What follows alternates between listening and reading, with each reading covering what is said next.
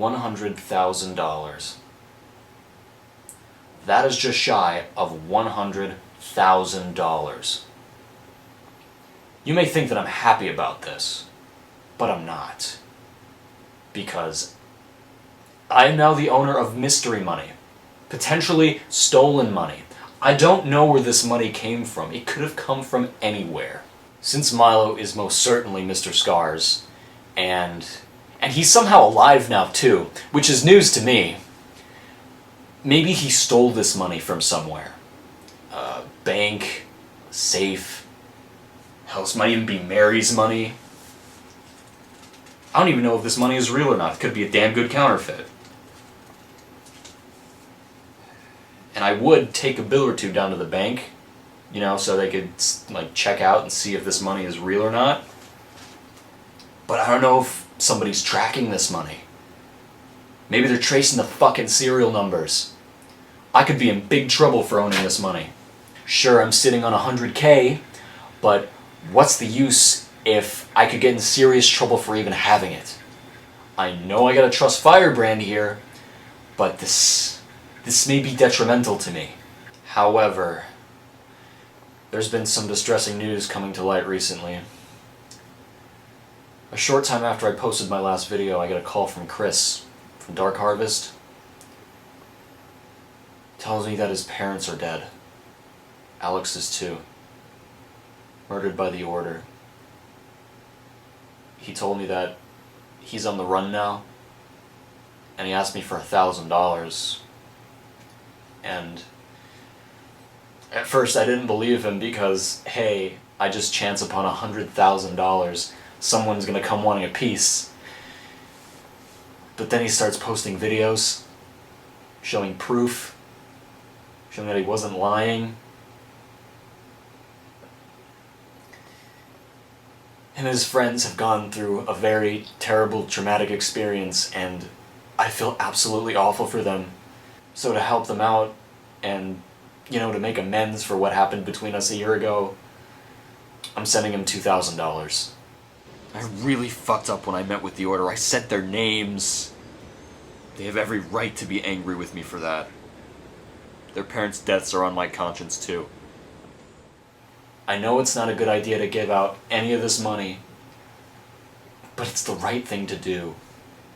You might think it's crazy, but I still consider them friends. Even after what happened.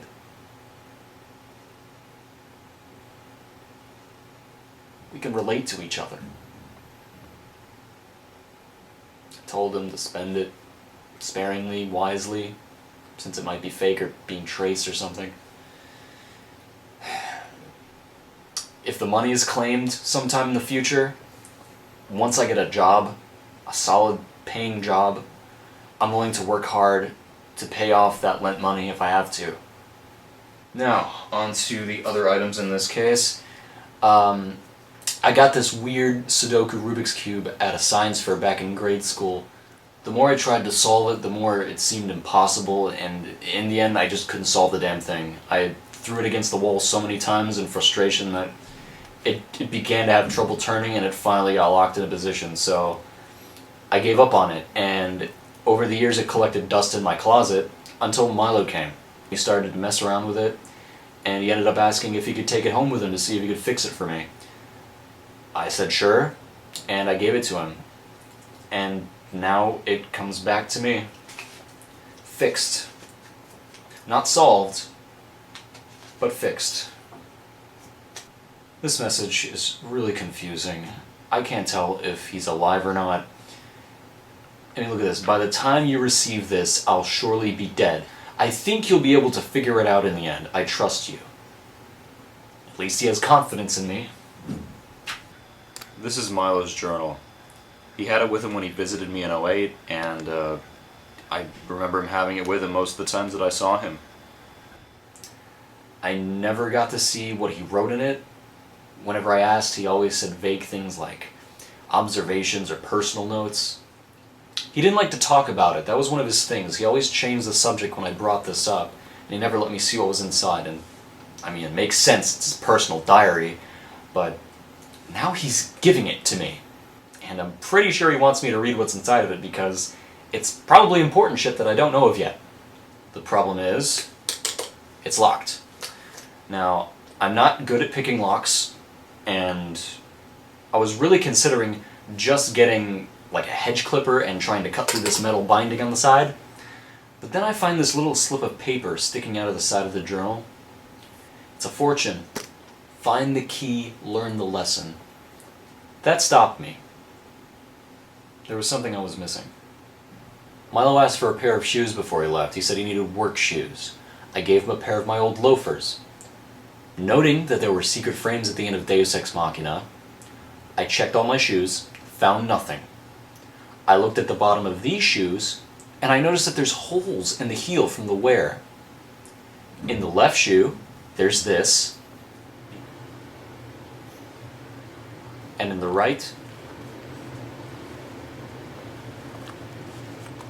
a key. So, as you might expect, I tried the key in the lock, and it doesn't open. I know I was supposed to find this key. It has to be for this lock. It is the same size, and the fucking strap that it's on is the same material that the book is made out of. Because it doesn't work, I get this uneasy feeling in my gut. Like maybe I shouldn't cut this open. Like maybe I'm hesitant to break this lock.